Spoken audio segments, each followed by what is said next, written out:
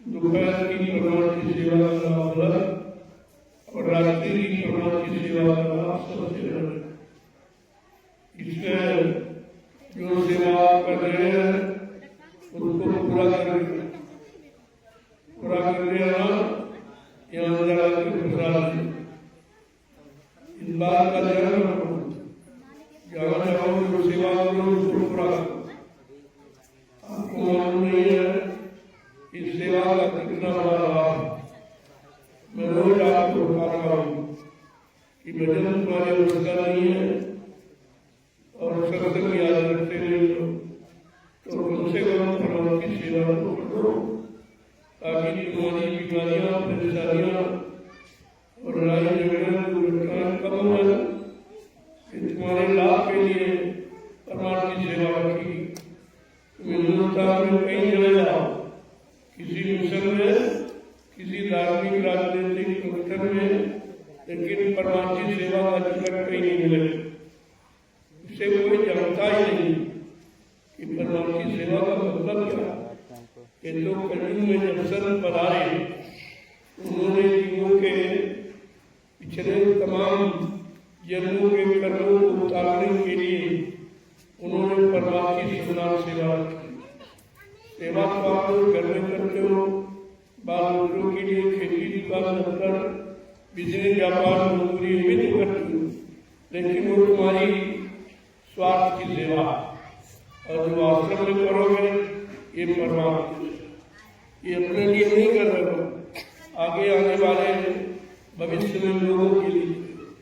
तो तुम्हारी सेवा से कोई व्यवस्था बनेगी, तुम्हारी सेवाओं से जमीन ली जा रही, तुम्हारी सेवाओं से निर्माण कार्य होता, तरह तरह के जो भी आपकी सुविधा के लिए काम किए जाते हैं कि आपको तो लाभ मिलेगा ही, लेकिन जो चीज तैयार हो जाएगी तुम्हारी सेवा से आगे आने वाले भविष्य में लाखों लोग उसका लाभ उठाएंगे।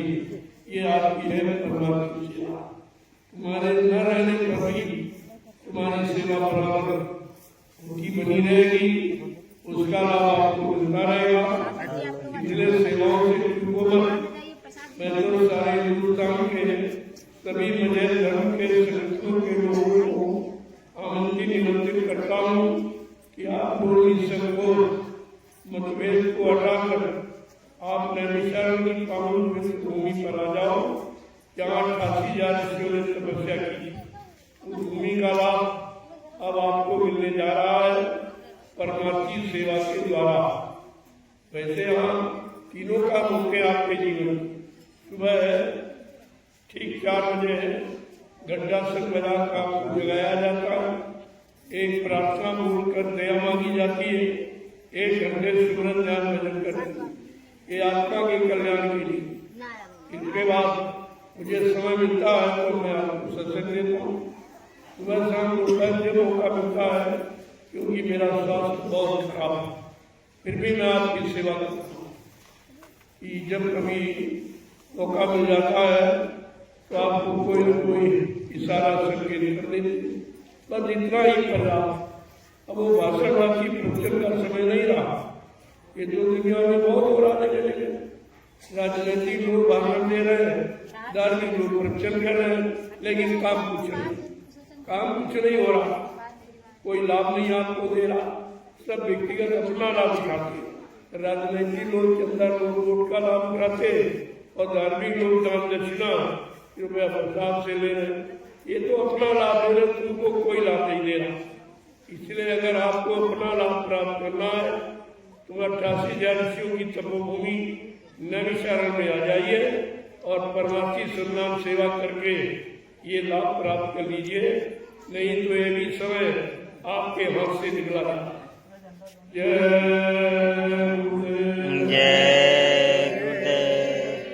भक्तों के जागे भाग जिन्हें गुरु सेवा, कितना बड़ा लाभ है उन प्रेमियों का। ये भाग्य का है जो समझ से परमार्थ की लाभ आपको मिलने जाना, और ये कहीं नहीं मिलेगा, क्योंकि संत महापुरुषों के परमार्थी वचन जो सुनता है, मानता है, अपनाता, उन पर चलता है, वही इसका लाभ उठा सकता है। उसी को विश्वास सेवाओं पर हो सकता है, बाकी तो इसके बारे में कोई जानता ही नहीं।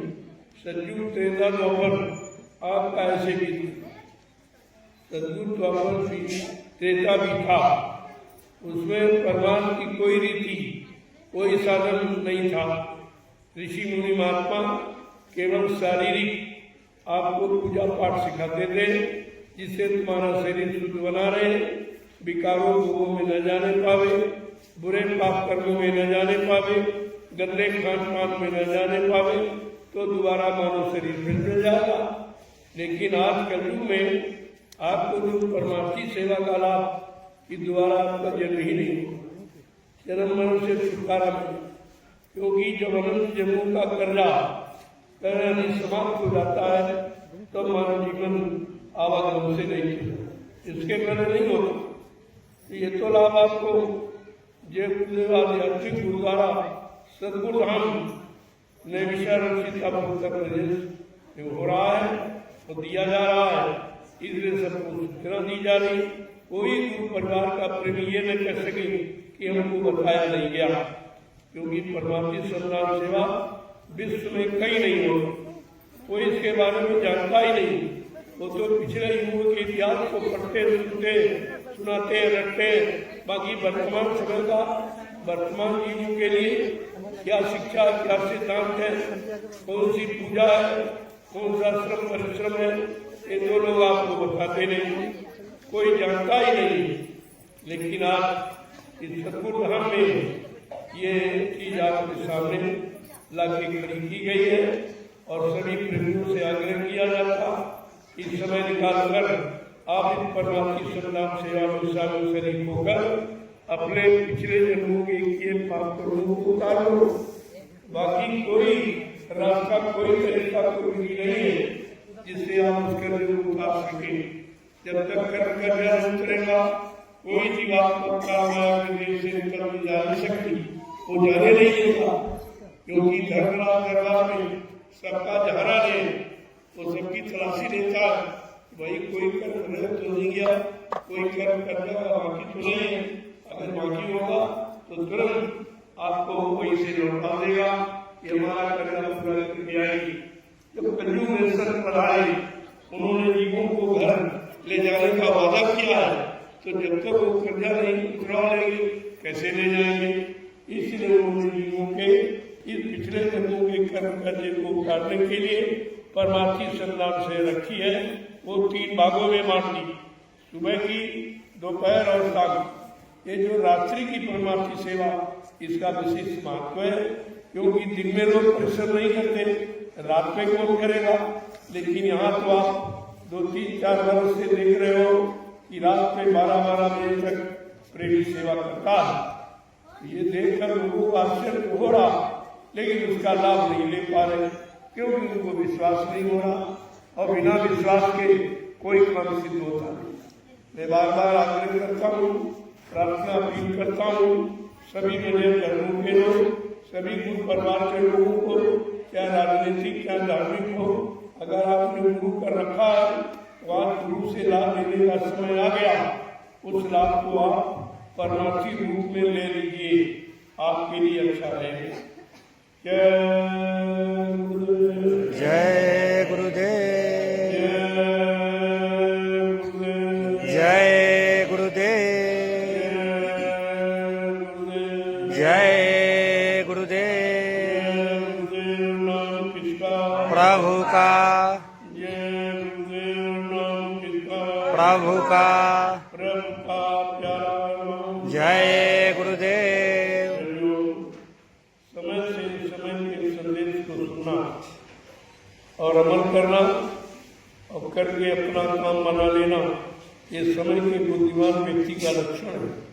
वो बुद्धिमान है जो समय से अपना काम, ये बुद्धिमानी नहीं कि पैसा में बच गए, दौलत में बच गए, औरत में बच गए, बच्चों में बच गए, खेती दुकान दफ्तर किसी व्यापार मजदूरी में फंस गए। ये तो फंसना है, निकलना नहीं है। यहाँ निकलने की बात की जा रही है, तो आप पहले से धीरे धीरे उससे निकलने की कोशिश करो।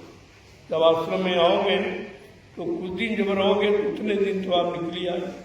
मान लीजिए 2 दिन 4 दिन 6 दिन आप आए हो, उतने दिन तो आप निकल आए। ऐसे धीरे धीरे निकलने की आदत जब डाल दोगे तो आपको उधर से नफरत हो जाएगी, इधर से लगाव हो जाएगा।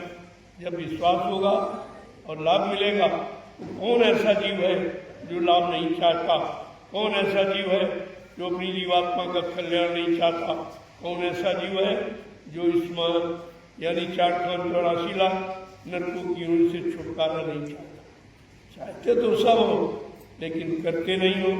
एक तो करने कराने वाला कभी था नहीं, अब कलयुग में आप पर दया हुई तो आपकी समझ में नहीं आ रहा, तभी आप वंचित रह जाओ। उस समय तो थे ही लोग वंचित रह गए, बड़ी बड़ी समस्याएं की, बड़ा बड़ा योग किया, जंगलों में बेचारे चले गए गर्भवती परिवार को छोड़कर, लेकिन मिला क्योंकि ये मिलने की लेने की योजना नहीं है। ये तो हठधर्मी हो, हठ योग आपका, हठ योग से काम नहीं होगा, जीवात्मा का काम होगा सब योग नाम योग से। और जब समय का नाम जगाने वाला महापुरुष आ जाएगा, नाम को जगाएगा, नाम का प्रचार कराएगा, नाम से जीवात्माओं को जगाएगा और नाम रूपी बेड़ा भवसागर से पार ले जाने के लिए लगाएगा। जो विश्वास के साथ उस नौका पर बैठ जाएंगे वो अपने घर चले जाएंगे। कितना सरल तरीका कलयुग में नहीं समझ पाए, ये तुम्हारा दुर्भाग्य है। मैं 12 वर्ष से लगातार ये संदेश पूरे हिंदुस्तान में मंच लगाकर दे रहा था और देता रहा, लेकिन कितने लोगों ने सुना ये तो ऊपर निर्भर करता। देने वाले ने आपको खूब दिया और बदले में कुछ नहीं लिया, न कोई दान दक्षिणा, न रुपया पैसा, न कोई सामान सम्मान। ये काम यहाँ नहीं किया जाता, यहाँ दिया जाता है, लिया नहीं जाता।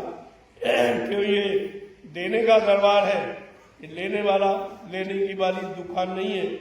दुकानों में सौदा पैसा देके मोल मिलता है, दरबार में बांटा जाता। इसलिए दुकानों तो बहुत लग गई और लगती चली जा रही, क्योंकि सबको पैसा चाहिए, सबको सामान चाहिए, सबको सम्मान चाहिए और भगवान किसी को नहीं चाहिए। इसीलिए बात समझ में लोगों के नहीं आती। ये दरबार भगवान भगवत प्रार्थी का, तो जो सेवा आप देते हो वो आपकी इसलिए स्वीकार की जा रही। चलो भजन नहीं कर सकते हो, तुम्हारी सेवा किसी अच्छे काम में लगा दी जाएगी।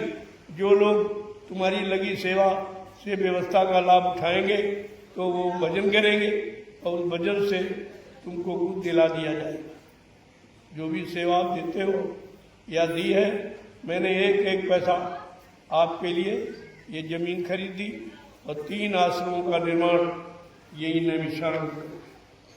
3 आश्रमों, एक नहीं, मथुरा का एक छूटा और 3 तैयार कर दिए और वहाँ कुछ नहीं हुआ।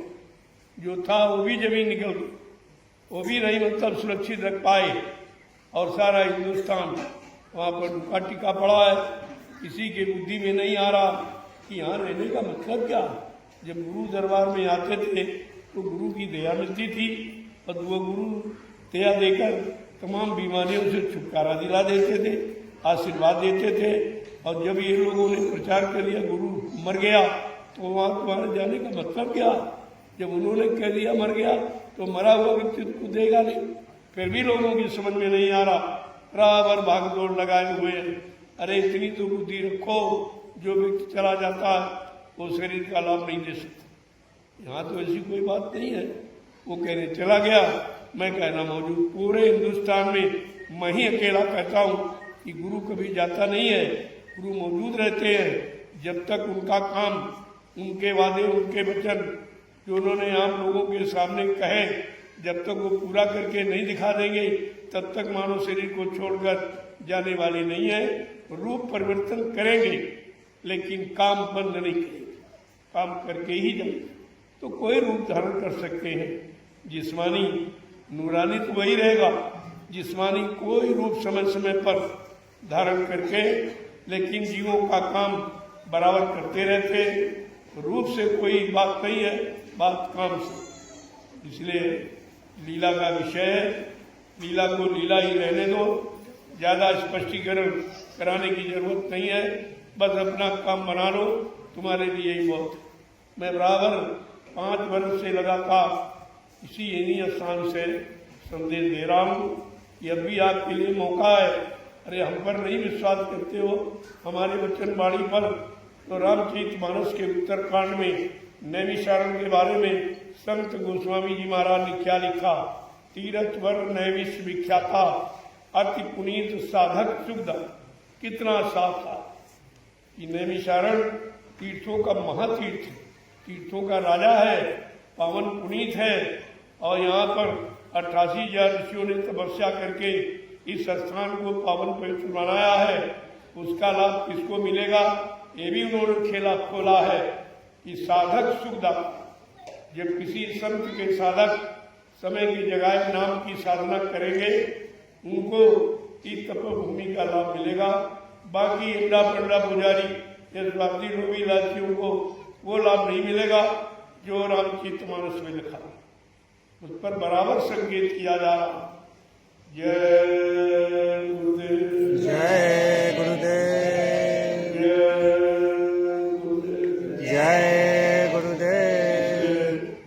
आपके पास उतना समय बचा है, परमार्थी सन्नाम सेवा करें। ये भी तुम्हारे यहाँ से निकल जाएगी, क्योंकि ये भी बंद हो जाएगा। धीरे धीरे सब रास्ते बंद हो जाएंगे, फिर लाभ आपको मिल नहीं पाए। मैंने 2 वर्ष का विराम लिया, 2 वर्ष बाहर निकल के कहीं। मैंने 12 वर्ष रात दिन कठोर मेहनत करके ये शरीर बिल्कुल जंगल हो गया, बिल्कुल खराब हो गया, शकीन हो गया है। क्योंकि मैं 18-18, 20-20 घंटे बैठकर प्रेमियों से मिला हूँ एक ही आसन पर, और 4-4, 6-6 घंटे संदेश दिया हूँ। इस शरीर से बहुत काम लिया है। अभी बूढ़ा हो गया, उतना काम तो नहीं कर पाएगा। अगर धीरे धीरे इसको सुरक्षित रखकर आप थोड़ा हमें समय दे देंगे आराम का, तो कुछ न कुछ तो काम आपका करता रहूँगा। इसलिए मैं कह रहा हूँ भाई, प्रणाम। प्रणाम का प्रणाम आशीर्वाद होता, ये छूने का नहीं। छुआ जाता अक्षर पत्थर कागज कैलेंडर पानी, महापुरुषों को दूर से प्रणाम किया जाता। उस प्रणाम का प्रणाम आशीर्वाद होता। अगर आशीर्वाद चाहिए तो दूर से प्रणाम करो। मैं बराबर 12 वर्ष से आपको करके बता रहा हूँ। मैं जब भी मंच पर आता हूँ आपको प्रणाम करता हूँ, मन से उठता हूँ तब प्रणाम करता हूँ, आपका दर्शन करता हूँ तब प्रणाम करता हूँ, दर्शन से चलता फिर प्रणाम करता हूँ। फिर भी तुम प्रणाम का प्रणाम नहीं समझ पाए कि मतलब क्या है। आशीर्वाद, हर प्रणाम पर आशीर्वाद आपको दिया जाता है। इसलिए अब थोड़ा दूर रहकर आप प्रणाम का प्रणाम आशीर्वाद ले लो, आपके लिए अच्छा है। ये पुरानी रीति रिवाजों को खत्म करो, उससे कुछ नहीं मिलेगा। लोग पत्थर के पैर छूते, कागज कैलेंडर के पैर छूते, आनी पानी तीरथ मुहूर्त के पैर छूते। ये तीरथ मुहूर्त, ये पत्थर कागज कैलेंडर नहीं है, ये है चेतन व्यवस्था। चेतन तो तुम घर में बैठे रहो, अगर आदेश का पालन करते हो तो तुमको यहीं से दया फेंक कर लाभ दे दिया जाएगा। आपको आने जाने की जरूरत नहीं पड़ेगी। लेकिन आप अभी ऐसा अपना स्वभाव बना नहीं पाए हो, इसलिए आपको आना पड़ा। तो आए हो तो सेवा जरूर करो। आदेश मिले न मिले, आपको तुरंत तत्काल सेवा के लिए निकल पड़ना चाहिए। सुबह जल्दी निकल जाओ, धूप हो जाए वापिस आ जाओ। ये थोड़ी कहा जा रहा कि धूप में मतलब परेशानी उठाकर आप अपने जो रात्रि परमात्मा की सेवा कर रहे हैं, अब धीरे धीरे काम को पूरा करके वापस और अपने इस रात्रि परमात्मा की सन्नाम सेवा का प्रसाद जरूर लें। ये प्रसाद वो नहीं है जो ऐसे लोग बांटा करते हैं। उन्होंने तो सुन लिया, प्रसाद बनाना थोड़ी जानता। आज खरीद के लिया तो बंद है प्रसाद खरीदा नहीं जाता, प्रसाद बनाए। ये बनाने की शक्ति तो किसी में है नहीं कि प्रसाद बनाना कोई नहीं। हिंदुस्तान में कहीं चले जाओ, प्रसाद बनाना किसी को मालूम नहीं है। प्रसाद वो बनाता है जिसने अपने सद्गुरुदाता दयालु को उनके आदेश वचनों का पालन करके खुश कर दिया। जब खुश कर दिया तो उनकी दुआ दया किसी वस्तु में प्रवेश होकर जीवों को लाभ प्रदान कर सकता है, वो प्रसाद बना। ये सबके बस की बात नहीं है, इसलिए प्रसाद में कभी भूल चूक मत करो, जो मिल जाए उसको ले लो और संभाल के रखो। तुम्हारे हमेशा आपकी मुसीबत में काम आएगा। जब दिमाग में काम करती हो, कोई काम ना होता हो, तो प्रसाद आपका काम आएगा। बसंते शाकाहारी रहकर और सुंदर ध्यान करके तब आप इसका लाभ ले सकते। लाभ लेने का तरीका ये, पहले तो 1 घंटे सुनना नित्य नागा नहीं, सुबह शाम को 5 का मौका मिल जाए, एक बार तो जरूर करो। वैसे जितना कर सकते हो उतना करो। नाम की कमाई में कोई सीमा निर्धारित नहीं है, कोई संख्या गिनती नहीं है, जितना कर सो उतना करो, लेकिन 24 घंटे में एक बार आपको अवश्य करना, एक बार तो अवश्य करना। और ऐसे जितना कर सो उतना लाभ ले, और इसमें कोई खर्चा नहीं। ये ऐसी आपकी पूजा सत्य पूजा है, चेतन पूजा, जिसमें 1 रुपया नहीं खर्च हो। भजन में क्या बताइए, और जो आप चल पूजा करते हो कितना खर्च, ये मंदिर बनाया हो, मूर्ति खरीद के ले आए, पेड़े बताते चढ़ाए, छापा तिलक चंदन मंदन लगाया, अब मेरा कुछ नहीं, क्योंकि वहां कोई देने वाला ही नहीं। जब देने वाला कोई नहीं तो देगा कौन?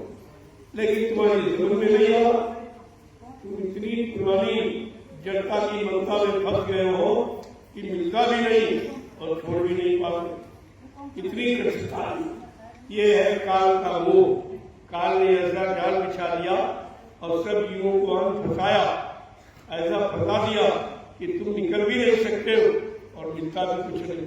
अरे भाई, जहाँ कुछ मिलता नहीं वहां तो कभी नहीं जाओगे, या एक बार के द्वारा नहीं जाओगे, क्या करें वहां मिलता नहीं। लेकिन यहाँ जो जब पूजा में मंदिरों पत्थरों के सामने माथा टेकते रहे हो, प्रार्थना करते हो, किसी ने सुनी है, किसी ने दिया है, तुम्हारे पर दया की है, अगर महापुरुषों को प्रणाम करके तो दया मिल जाती। वहां पत्थर टेक तो खून निकालेगा, पत्थर दया नहीं देगा, अगर पटको तो खून निकालेगा। ये है महादरदी नहीं है, ये काल की फंसाने की व्यवस्था, इसको स्वर्गदयाल मिटाने आए हैं और फंसे जीवों को निकालने आए। लेकिन आप कब जागोगे, कब चेतोगे, कब होश में आओगे, कब अपनी जीवात्मा के कल्याण के बारे में कुछ विचार करो, ये बहुत जरूरी है। अब समय ज्यादा नहीं है, समय बदलने जा रहा, समय करवट लेने जा रहा। अगर नहीं माने, ये धरती मां अगर नाराज हो गई और इसने करवट ले ली, ये सब रसातल में चला जाएगा, कुछ नहीं बचेगा तुम्हारे पास। इसलिए ऐसा कोई काम मत करो। महापुरुषों ने शाकाहारी बनेगा, शाकाहारी रहेगा, जीवों पर दया करने का आपको संदेश दे दिया है। ये सारे जीव धरती माँ की गोद में पलने वाले, जैसे माँ की गोद में बच्चा पलता है, ऐसी धरती माँ ने अपनी गोद में इन जीवों को जो 4,84 लाख योनियों में विभाजित है, इन सबको पाला है। अगर माँ की गोदी का बच्चा छीन लो और उसको मार लो तो क्या दशा माँ की हो, और क्या दशा तुम्हारे कर्म की हो। लेकिन यहाँ नहीं क्या कर पाते इतने दिनों, और राजा और प्रजा बिल्कुल सब एकदम मदान हो गए हैं, सब भूल गए कि सत्य क्या है, धर्म क्या है, कर्म क्या है, नीति क्या है, प्रेम क्या है, सेवा क्या है, दया क्या है, परमात्मा की यादगार क्या है, ये सब भूल, क्योंकि ये समय वही है जिसके लिए धर्मशास्त्रों में बहुत पहले से इशारा है, विनाश काले विपरीत बुद्धि। जब जिनका विनाश होने को होता है, चाहे राजा हो, चाहे प्रजा हो, चाहे कोई धार्मिक कोई भी, सबके लिए नियम कानून एक। जब उसको विनाश होने की स्थिति होती तब उसकी बुद्धि अच्छे सच्चे न्यायशील कर्मशील कामों में भाग नहीं होती, हटा देती। आज वही चीज आपके सामने, ये जो आध्यात्मिक ये गुरुद्वारा सरजू धाम नवीशाल सीतापुर उत्तर प्रदेश से ही संदेश को प्रसारित हुआ। इतने आश्रम बने हैं, यहाँ भी बहुत आश्रम बने, तमाम धर्मशालाएं बनी, लेकिन मानव धर्म और मानव कर्म क्या है और मानव सेवा क्या है, मानव में दया किसे कहते, और मानव में परमात्मा की यादगार कैसे आएगी, कैसे करेगी, ये तो कई शिक्षा थी, क्योंकि उससे शिक्षा जड़ मुर्दा, और जड़ वाली मुर्दा और मुर्दा कभी काम करता नहीं, तो शक्तिहीन है तो मुर्दा होगा। वही प्रमाण आपके सामने रखे जा रहे, लेकिन समझ में आपके नहीं, वही पूजा में अगर समझ जाओ कि जड़ चेतन का मतलब क्या, तो कम से कम इस जड़ पूजा से तुम्हारा समय बच जाए और तुम्हारी अज्ञान का भ्रम भी दूर हो जाए, और धीरे धीरे महापुरुषों की शरण में आकर चेतन पूजा आप करना शुरू कर दो, तो उसका लाभ आपको मिल जाए। वो तो ये लाभ मुफ्त में नहीं, उनके दरबार में कोई दान दक्षिणा, कोई रुपया प्रसाद, कोई किसी तरह का बचरावा, ये कुछ नहीं, ये मुफ्त में लुटाया जा, दरबार लुटाता है, दुकानों में सौदा मोल मिलती, ये सब चारों तरफ देख लीजिए धर्म की दुकानें, कुछ हमारी निकल करके भी एक दुकानें खोले बैठे, लेकिन इनके पास दुकान तो खोली निकल करके, लेकिन हमारी निकल करने की वो यानी आध्यात्मिक अकल आपके पास नहीं, इसलिए आध्यात्मिक लाभ नकल करके नहीं आप दे सकते, वो लाभ ऐसे नहीं होता, उसकी अकल होनी चाहिए, नकल की। जय गुरुदेव, जय गुरुदेव, जय गुरुदेव,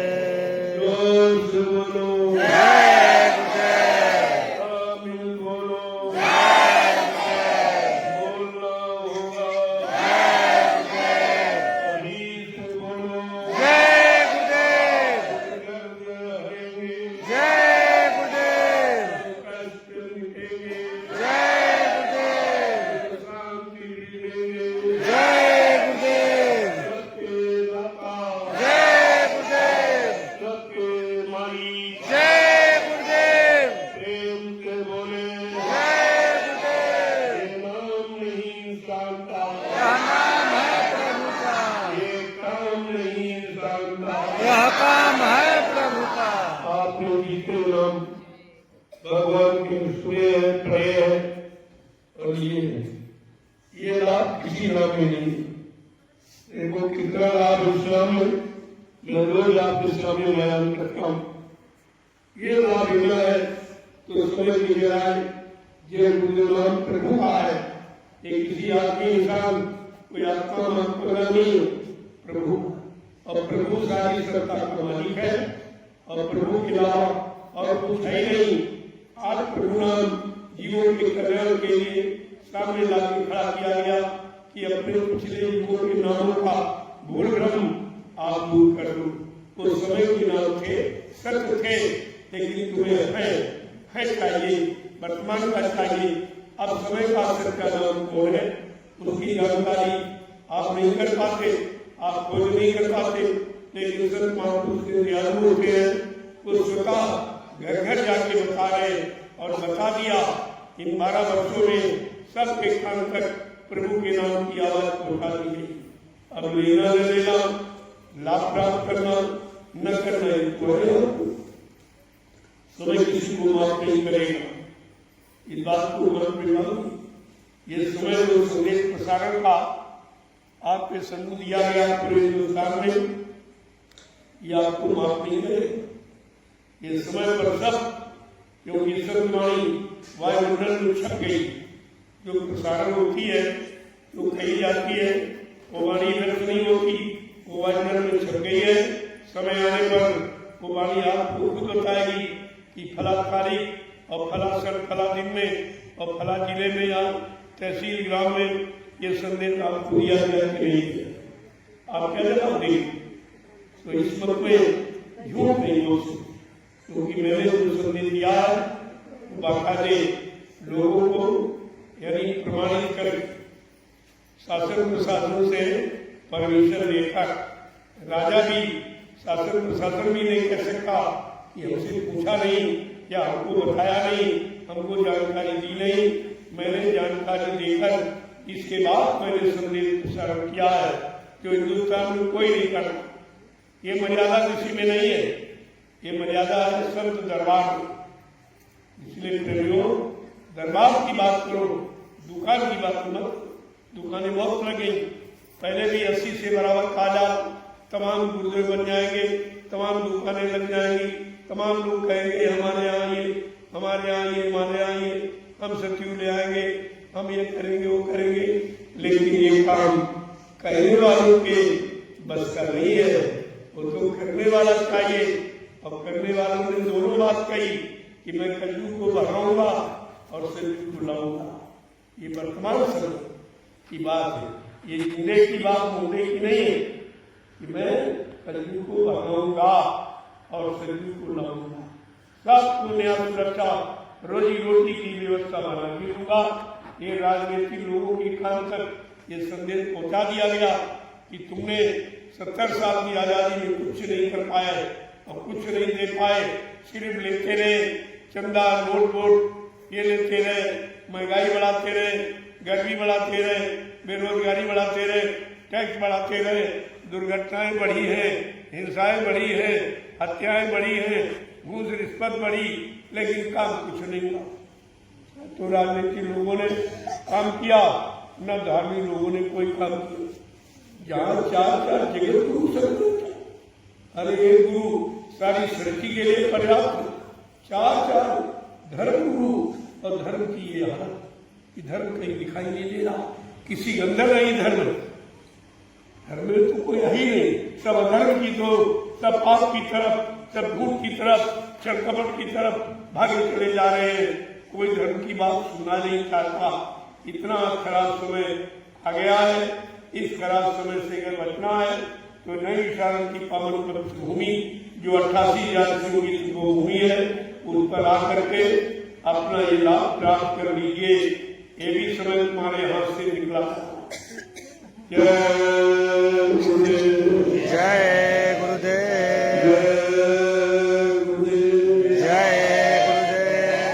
जय गुरुदेव, जय गुरुदेव। आप लोग जो दिन की जो रात्रि और सुबह की जो सेवा आपने की है उसका प्रसाद, ये प्रसाद आपकी सेवाओं का पारितोषिक ये कहीं नहीं मिलता। दुनिया में कहीं ले जाओ प्रसाद कोई नहीं है, तुम ही खरीद के ले जाओ और पुजारी को दो, थोड़ा वो तुमको दे दो, बाकी अपने जब ले लेना। लेकिन प्रसाद आज तक किसी ने आपको दिया नहीं है, इसलिए तुमको प्रसाद लेना मालूम भी नहीं। अगर कहीं मिला होता, किसी ने दिया होता तो जानकारी होती।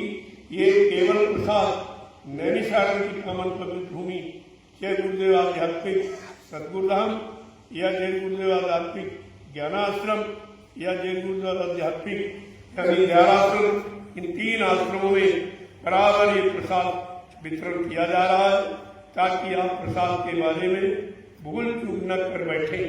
ये अन्यत्र कहीं नहीं मिलेगा। जय गुरुदेव, जय गुरुदेव। तो आगे जीवन रक्षक गुरु पूजा पहल पर जो 7 जुलाई से और 12 जुलाई तक जय गुरुदेव आध्यात्मिक ज्ञानाश्रम रामशाला मिश्री सीतापुर उत्तर प्रदेश की भूमि पर मनाया जाएगा। जो भूमि आपने अपनी सेवा देकर तैयार, मेरा कुछ नहीं, मेरे पास कोई रुपया भी नहीं, जो है सब आपका है। और जो हो रहा आपके लिए होगा और जो होता रहेगा वो भी आपके लिए होता रहेगा। मैंने अपने लिए कुछ नहीं किया, 1 इंच जमीन अपने नाम में, 1 रुपया तुम्हारा मैंने अपने कोई खाता खोल के नहीं बोला। हमें इसकी जरूरत नहीं है। हमको तो गुरु के आदेश का पालन करना है, उनके वचनों को सिद्ध करना है, उनकी आवाज को लोगों तक पहुंचाकर उसको चरितार्थ करना है। मेरा कर्तव्य इतना ही है, वो मैं बराबर कर रहा हूँ। न गुरु बनने का, न संत बनने का, न सदगुरु बनने का, न भगवान बनने का ये लक्ष्य उद्देश्य नहीं है। यहाँ बना नहीं जाता, यहाँ लोगों को बनाया जाता है। यहाँ काम अपने लिए नहीं किया जा रहा, लोगों के लिए काम करने की शिक्षा दी जा रही। कि आप सेवा करके अपना काम कर लो और तुम्हारी सेवा से जो व्यवस्था बनेगी आगे आने वाले भविष्य में लाखों लोग उसका लाभ उठाएंगे। ये है परमार्थी लाभ। जय गुरुदेव।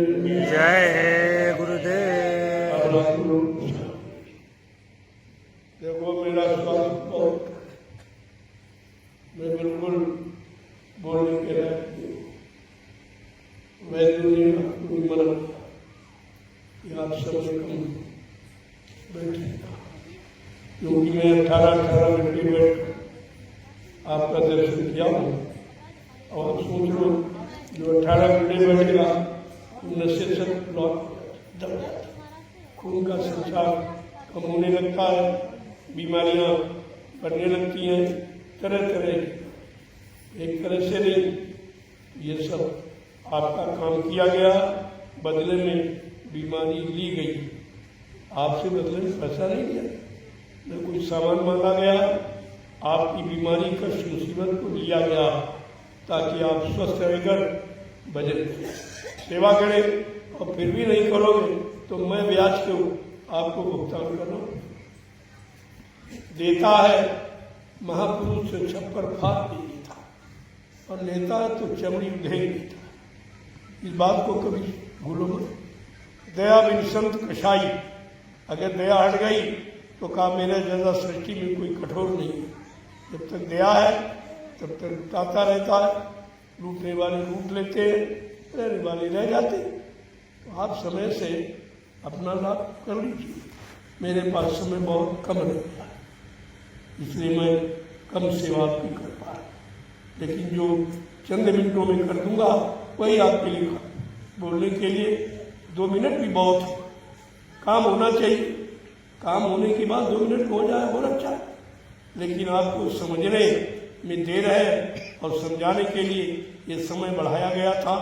इतना समय हमने दिया लेकिन आप उसका कोई ध्यान नहीं। अब मैं विराम लेना चाहता हूँ, शांत रूप से बैठकर भजन करना चाहता हूँ, लोगों के कल्याण के लिए योजनाएं बनाना चाहता हूँ।